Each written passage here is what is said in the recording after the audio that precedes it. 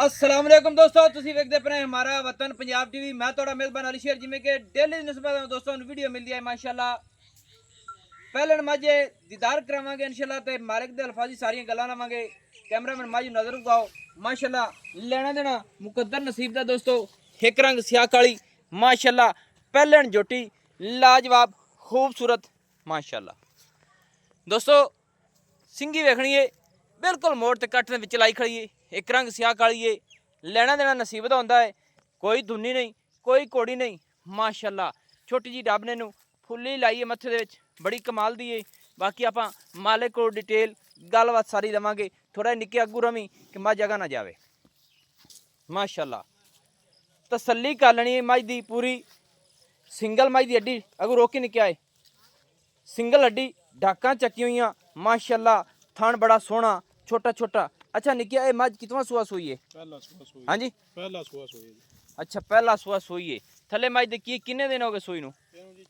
5 दिन हो गए ने सोई नू। थले कट्टा है जे मुंह आप भी चोगी। मझ नू ठाल पर वो ते मुंह दे विचों चोगी मुंह दे विचों चौगी है। किन्ने चेर हो गया सोई नू? 5 दिन। पंजवां डंग हो गया सोई नू। सही हो गया। हेठ मझ दे कट्टा है एवें। हां जी ते दुध किन्ना करदी पई है?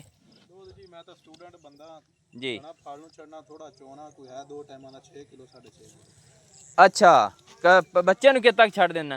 अगले 2 में अगले 2 में थान छड़ के 6-7 लीटर चोना है दोस्तों। अगले 2 में थान बच्चे नू दे के 6-7 लीटर यानी कि 3.5 लीटर या 3 लीटर पिछले 2 थणा दे विचों दुध तू चो लेना है एवें ही ना।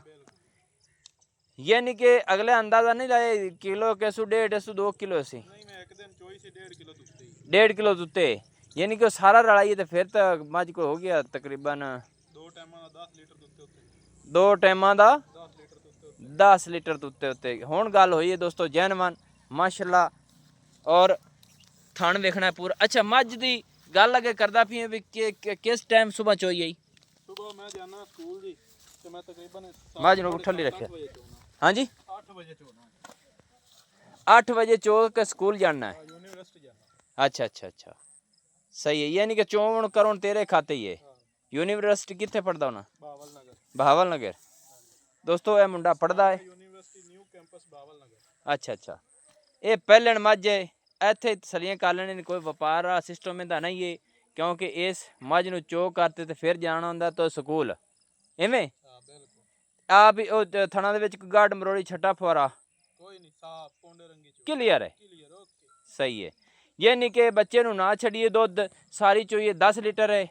अगर बच्चे नू अगले 2 थान छड़िए तो पिछले 6-7 लीटर कढ़ लेना है। 6-7 तो मझ का रेट पुत्र किन्ना करते पे ने? रेट जी 4,80,000 4,80,000 रुपया। तो इहदे विच कोई प्यार मुहब्बत है मेरी खातिर दोस्तां दी खातिर? ਜਦੋਂ ਤੁਸੀਂ ਆਸੋ ਕਰ ਲਈ ਸਾਨੂੰ मैं तो मुड़ाया खड़ा तो दोस्तां दी खातिर ही दस देना किन्ना कर सकना। ਤੁਹਾਨੂੰ 20000 ਰੁਪਏ बाकी किन्ने रह गए? 460 4,60,000 रुपया। यानी कि तू आपदे चाचे ताए नाल जिहड़े दी मिसाल है गलबात क्लीयर होई हुई है। हाँ जी तेरे नाल मिसाल फोन ते राबता अंदर कोई मसला मसलत नहीं कोई मसला कोई नहीं है। ते बच्चा भी इस मझ हुण सानूं विखा भी केड़ा सु थल्ले मझ नूं जान दिओ खुला। 4,60,000 रुपये दोस्तों डिमांड इस मझ दी। लेन देन होंदा है नसीब दा। कोई टाइम टेबल नहीं कोई कुछ नहीं। बच्चे दे उत्ते मझ मिलदी है या मिसाल है ਬੱਚੇ ਦੇ ਉੱਤੇ ਦੋਵੇਂ ਟਾਈਮ ਰਿੰਗ ਤੇ रेंग ते सही हो गया। ਬੱਚੇ ਤੋਂ ਬਿਨਾ ਤਾਂ ਖਲੋਣੀ ਨਹੀਂ ਪਈ ਆਈ ਤੁਸੀਂ ਵੇਖਦੇ ਨਹੀਂ सही बच्चा केड़ा है सो ਆਹ माशाल्लाह आ कट्टा है कट्टा है ना दोस्तों माशाल्लाह। लेना देना नसीब दा है। मझ दी चाल टुरनी फिरनी हर चीज़ क्वालिटी वाली तसल्ली कर लेनी है। नंबर अपना होंदा 0301 65 29 776 तहसीलो ज़िला पाक पतन शरीफ डाक खाना होता। दोस्तों की खातिर अच्छी और बेहतरीन वीडियो लेके हाजिर होंगे। अच्छा पहला सुहा सुई है ना। ਬਿਲਕੁਲ अल्लाह हाफिज़। पाकिस्तान जिंदाबाद पाक आर्मी जिंदाबाद।